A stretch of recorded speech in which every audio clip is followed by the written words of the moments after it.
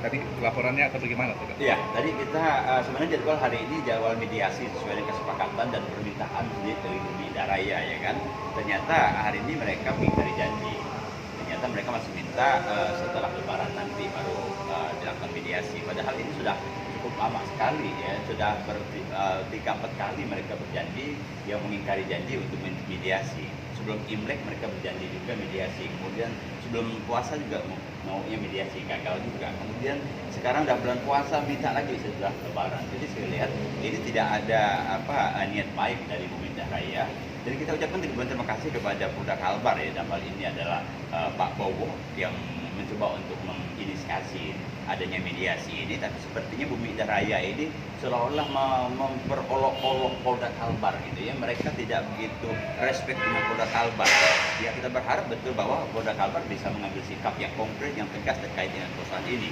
Karena itu sudah masuk pada tahap penyidikan. Artinya sudah ada unsur pidana di sana. Bahwa ada mafia tanah yang ada di dalam proses ini yang korbannya adalah Ibu Lili Santi ini, dan ini sudah cukup lama sekali, tahun 2019 kan begitu ya. 2019 ya.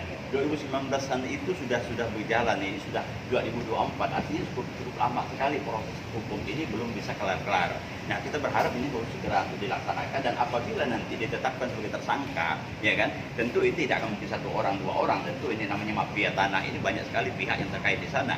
Baik itu tentu saja pihak-pihak selain perusahaan sendiri adalah tentu mungkin ada oknum-oknum pihak yang punya kewenangan sehingga timbulnya sertifikat bodong, atau mungkin ada dokumen-dokumen yang memang dipalsukan. Dan ternyata hasil dari penyidikan dilakukan oleh Polda Kalbar memang ada tindak pidana yang dilakukan oleh Bumi Indah Raya ACS gitu ya. Nah, tentu tinggal menunggu untuk menetapkan tersangka. Dan kita mohon kepada Polda Kalbar, kita yakin bahwa Polda Kalbar masih punya idealisme yang cukup tinggi ya untuk penegakan hukum ini. Saya kira Polda Kalbar tidak akan merasa ketakutan dengan Bumi Indah Raya ya kan. Bumi Indah Raya juga jangan merasa pede dengan mereka punya duit banyak yang bisa menyogok semua aparat penegak hukum.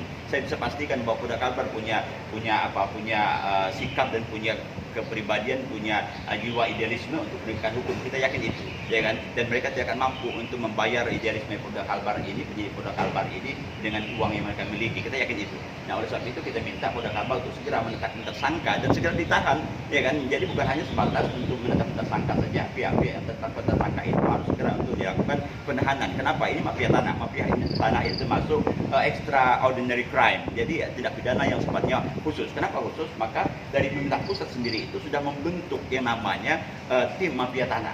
Nah, artinya apa? Kalau sudah ada tim mafia tanah itu berarti ini perusahaan serius gitu ya kan. Dan ini semua elemen dari Kapolri bicara tentang itu, bahkan Presiden pernah bicara itu, bahwa Kejaksaan juga bicara tentang itu, tentang mafia tanah ini. Artinya ini perusahaan yang sangat serius sekali. Jadi jangan main-main untuk berkaitan dengan mafia tanah ini. Oleh sebab itu begitu tetap tersangka, kita berharap untuk Polda Kalbar berani untuk menahan mereka yang dinyatakan sebagai tersangka dalam proses hukum ini. Dan tentu ini akan terus-menerus kita ikuti. Dan alhamdulillah kita sudah ikuti sampai ke pusat. Ini kita sudah komunikasi dengan Mabes Polri, kita sudah komunikasi dengan Kompolnas, dan terus mereka malah sudah memberikan nomor telepon kontak person mereka untuk kita komunikasikan tentang bagaimana progres yang dilakukan oleh Polda Kalbar terkait dengan penetapan tersangka dan nanti proses penahanan yang terjadi di dalam kasus ini. Sekarang,